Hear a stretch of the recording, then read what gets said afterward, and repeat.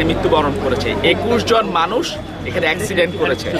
আর এই রাস্তা দিয়ে প্রতিনিয়ত স্কুলের বাচ্চারা, মাদ্রাসার শিক্ষক থেকে শুরু করে মাদ্রাসার ছাত্র, বৃদ্ধ, আবাল বৃদ্ধ বনিতা সবাই এই রাস্তা দিয়ে পথ পার হয়।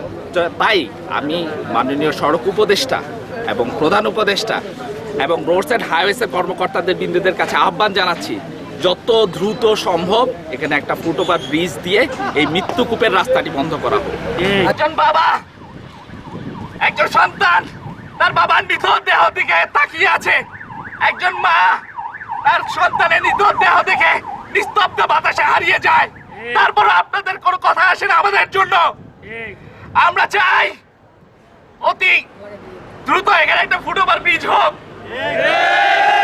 গত 1.5 বছরে এখানে 12 জন মানুষ মৃত্যুবরণ করেছে, 21 জন মানুষ বঙ্গুত্ব বরণ করেছে। এই দায় কাদের? এই দায় অবশ্যই সরকারের। এই দায় কাদের? এই দায় রোডস এন্ড হাইওয়েজের। टीचर